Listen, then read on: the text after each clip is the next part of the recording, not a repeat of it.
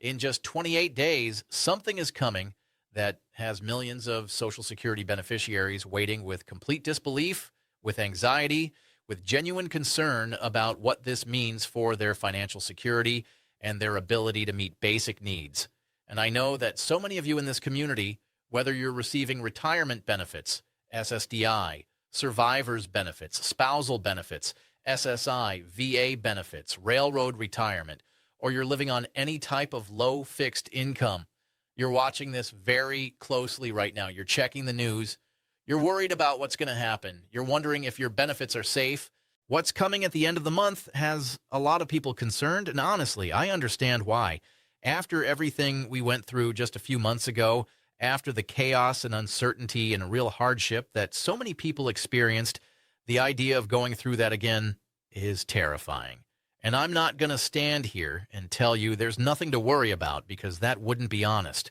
There are legitimate concerns, but I also have some genuinely important information that's going to ease your mind significantly about specific benefits that were affected last time.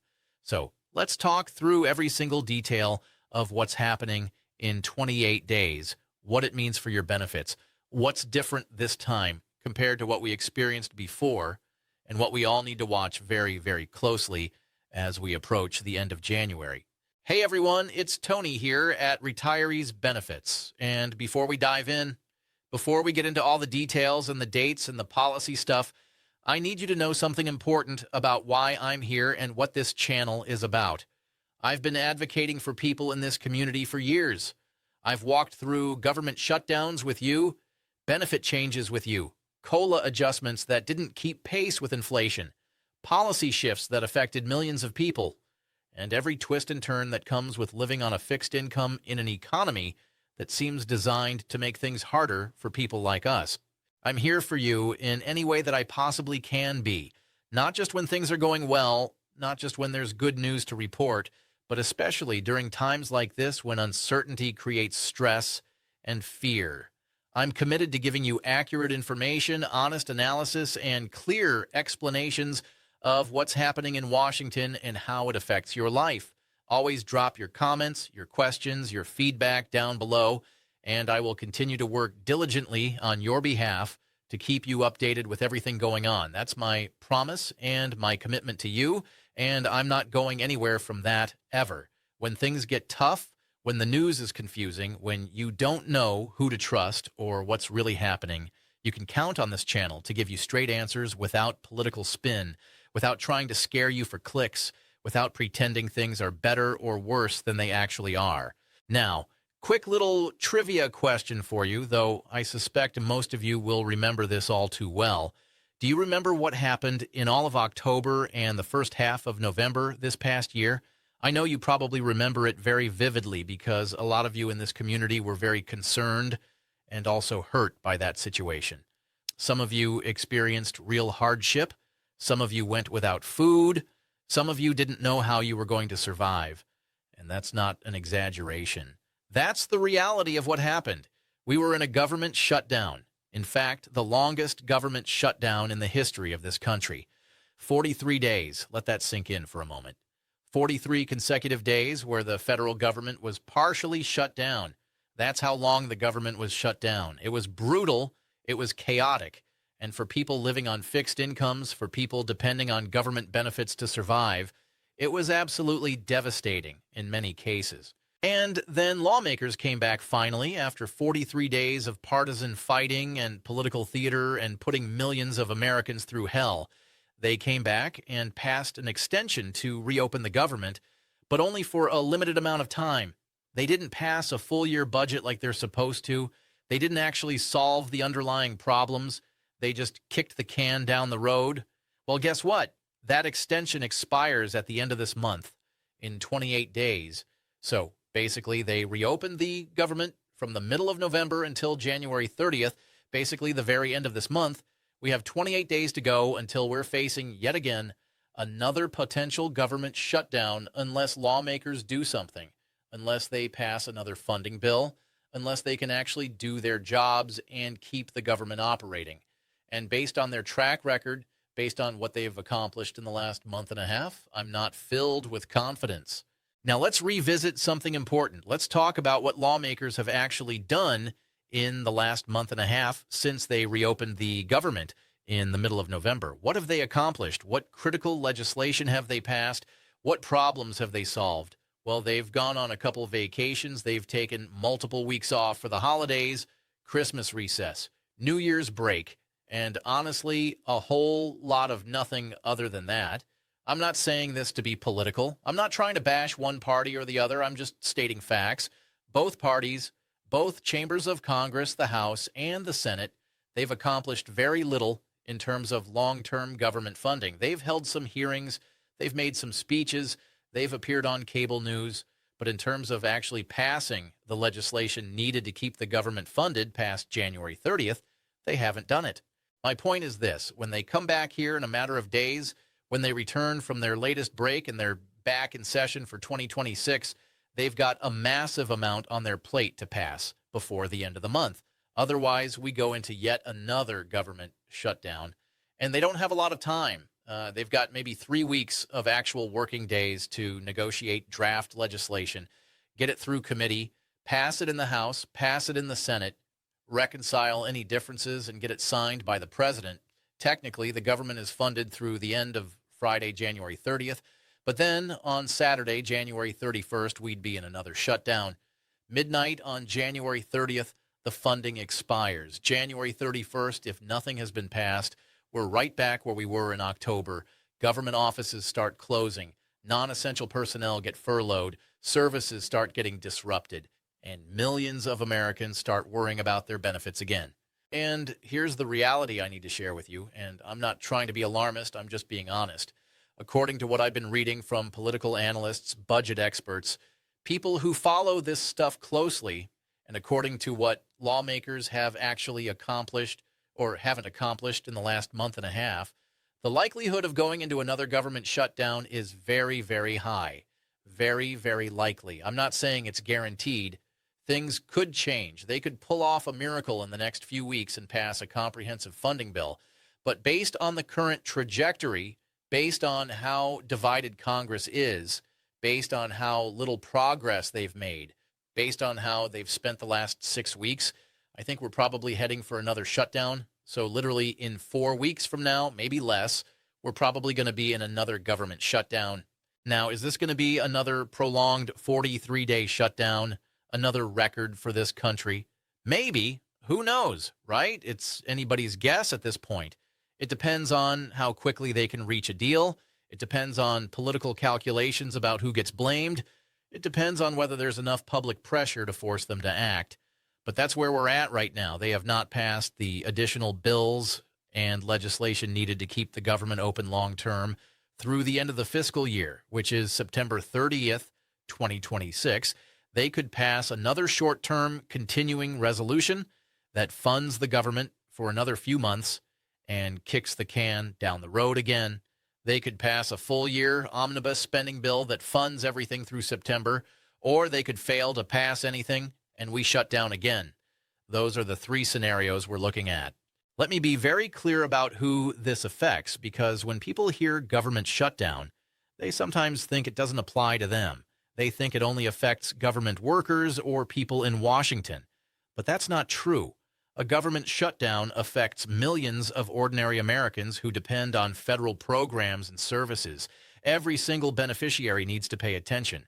Whether you're receiving retirement benefits, Social Security disability insurance, survivors benefits, spousal benefits, supplemental security income, VA benefits, or railroad retirement benefits, you're watching this closely because government shutdowns have hurt us before.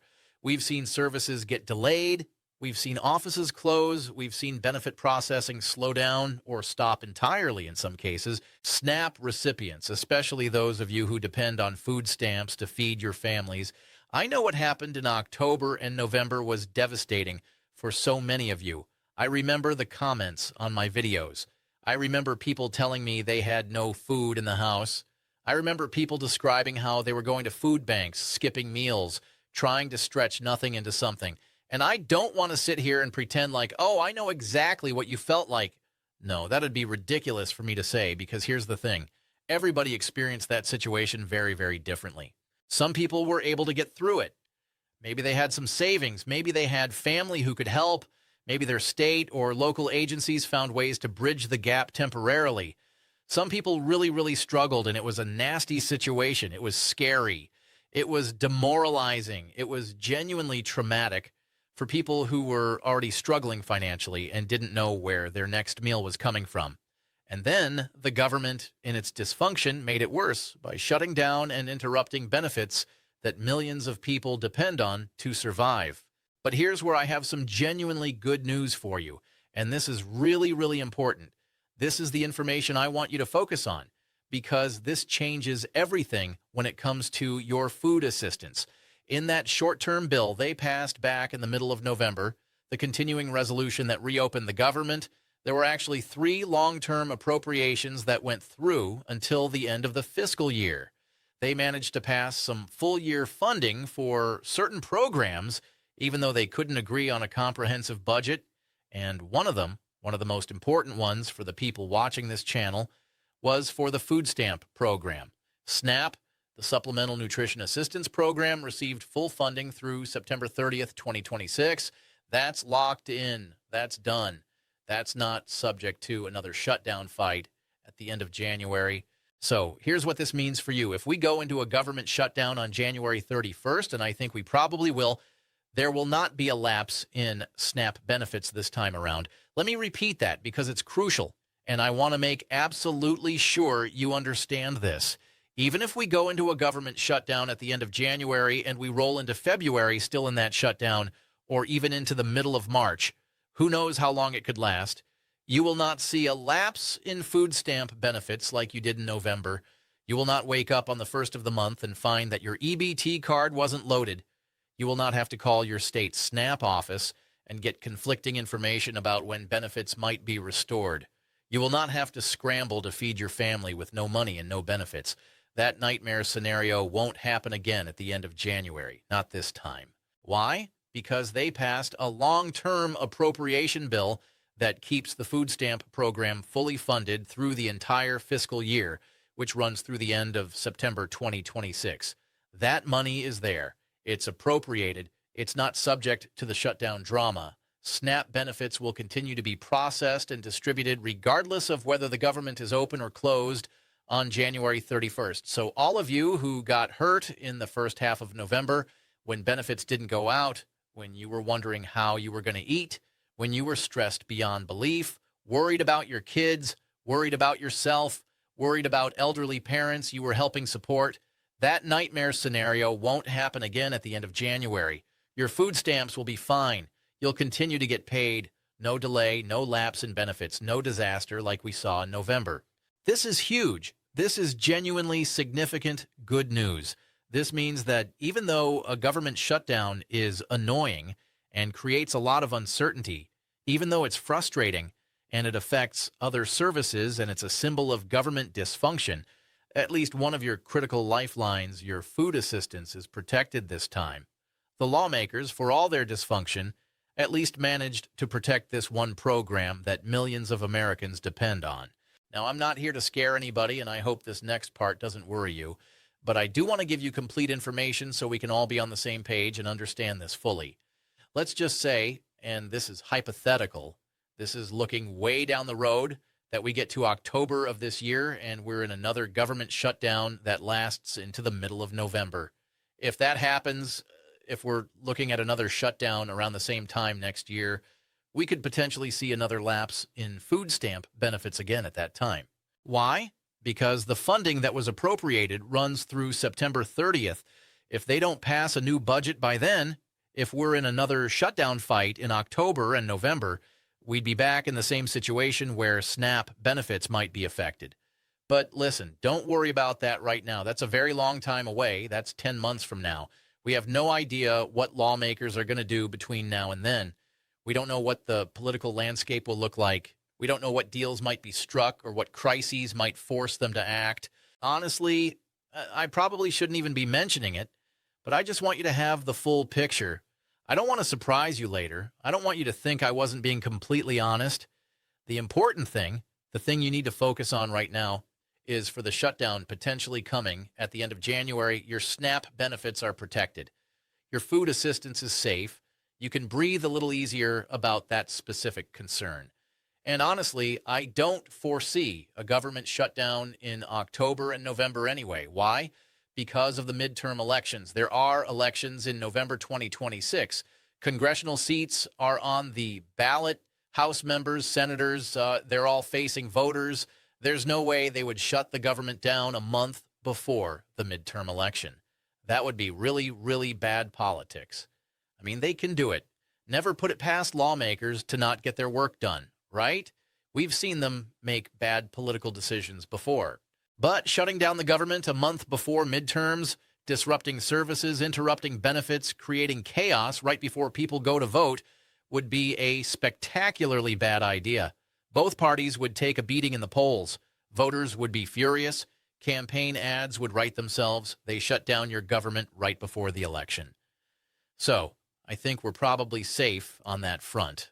The political incentives strongly push toward keeping the government open in the months leading up to an election. But again, who knows what they'll do? Politics is unpredictable. It's such a long time from now. Let's not even worry about it. Let's not even think about it. We'll cross that bridge when we come to it, if we come to it.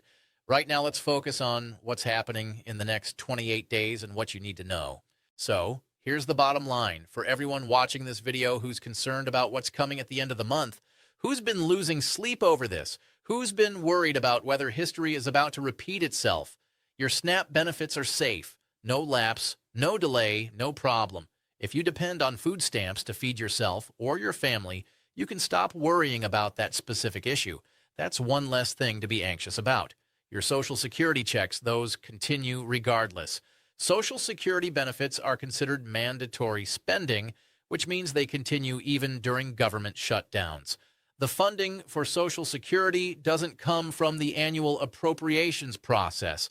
It's a separate trust fund that operates independently. So whether the government is open or closed, whether Congress passes a budget or not, your Social Security retirement check, your SSDI payment, your survivor benefits, they keep coming every month on schedule without interruption. Your SSI payments, same thing. Those continue.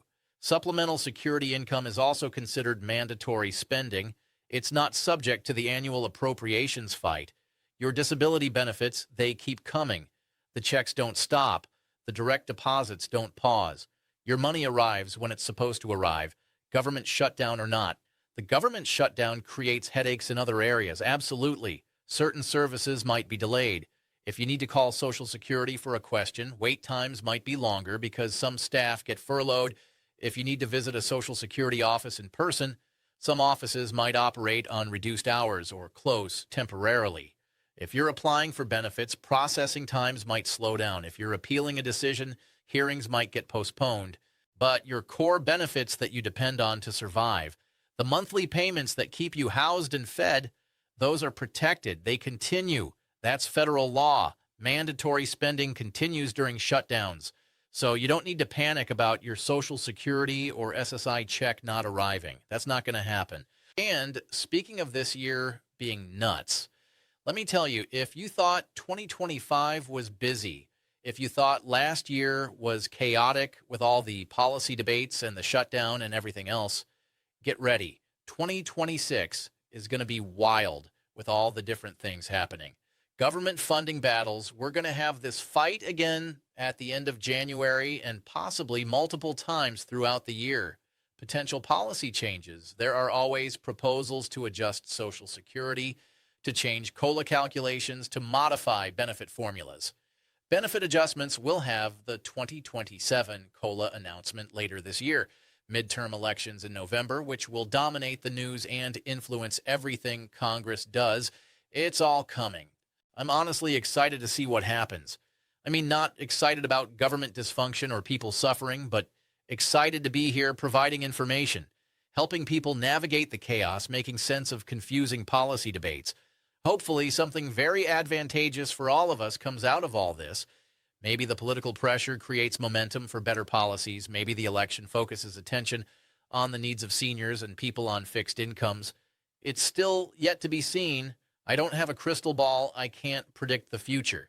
But either way, I'm here for you in any way I possibly can be, documenting everything, explaining everything, advocating for you every step of the way.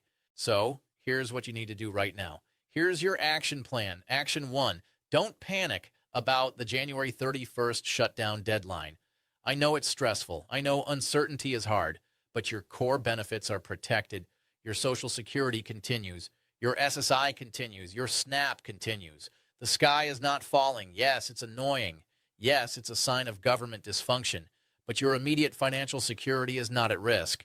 Action 2, make sure you're signed up for all the assistance programs you qualify for. This is really important. If you're only getting SNAP, but you might qualify for utility assistance through LIHEAP or housing help through Section 8 or public housing or prescription assistance through various programs, now is the time to apply. Don't leave money on the table. Don't assume you won't qualify. Many of these programs have higher income limits than people realize. Apply and let them tell you if you qualify. The worst they can say is no, and then you're no worse off than you are now. But if you do qualify, it could make a significant difference in your monthly budget. Action 3, stay informed. Subscribe to this channel so you don't miss critical updates when things change in Washington, and they will change probably multiple times in the next few weeks. I'll be here breaking it down for you in plain English. No political spin, no complicated jargon, just clear explanations of what happened, what it means for you, and what you need to do about it. Hit that subscribe button. Turn on notifications so you see my videos when they come out. Action 4, check out the video library. This is the #1 Social Security channel right here on YouTube. We have well over 160 videos dedicated to Social Security and all the benefits administered by Social Security, SSI, SSDI, survivor benefits, spousal benefits, COLA updates, payment schedules, everything. And every single one is designed to help you, people on fixed incomes who need real actionable information, not political talking points, not generic advice that doesn't apply to your situation, but specific detailed information about the programs you depend on. Action 5, and this is important, take care of your mental health during this stressful time. I know the constant uncertainty, the constant worry about whether your benefits are safe, whether the government is going to function, whether you'll have enough money to survive. It takes a toll. It's exhausting. It's anxiety-inducing. And for people who are already struggling financially, who are already stressed about making ends meet, this additional layer of worry can be overwhelming. So please take care of yourself. Talk to friends or family if you're feeling overwhelmed. Take breaks from the news if it's making you too anxious. Focus on what you can control rather than what you can't. And remember that I'm here providing updates so you don't have to constantly search for information or worry that you're missing something important. You can trust that if something significant happens, I'll cover it and explain what it means. Look, I know this is stressful. Government shutdowns, funding battles, constantly wondering if your benefits are going to be affected, constantly worrying about whether politicians are going to get their act together or make things worse. It's exhausting. You worked your entire life. You paid into the system. You followed the rules. You did everything you were supposed to do. You deserve stability and peace of mind. You deserve a government that functions properly and doesn't put you through this chaos every few months. While I can't control what happens in Washington, I can't make Congress pass a budget or stop their partisan fighting. What I can do is make sure you have the information you need when you need it in a way that actually makes sense. That's why I'm here. That's why this channel exists. To cut through the noise, to explain complex policy in plain language, to advocate for people who often feel forgotten or ignored by the political system. So, yes, we're 28 days away from a very likely government shutdown. Yes, that's frustrating and concerning. Yes, it's a symbol of how broken our political system has become. But this time, you can rest a little easier knowing that your food assistance is protected. You can relax knowing that your Social Security and SSI checks continue regardless, and you can trust that I'll be here every step of the way, keeping you updated on everything else that develops, everything you need to know to protect yourself and your benefits. If this video helped you, if it eased your mind or gave you important information you didn't have before, please hit that subscribe button. It's the big button right below this video. It's free. It takes 2 seconds, and it means you won't miss critical updates. Share this with anyone in your life who's on Social Security or living on a fixed income. Your friends, your family, your neighbors, people at church, or the senior center. This information is too important not to share. People need to know that their SNAP benefits are protected this time. People need to understand what's happening and what it means for them. Drop a comment below and let me know. Are you feeling better about the end of the month now, or do you still have concerns? What are you most worried about?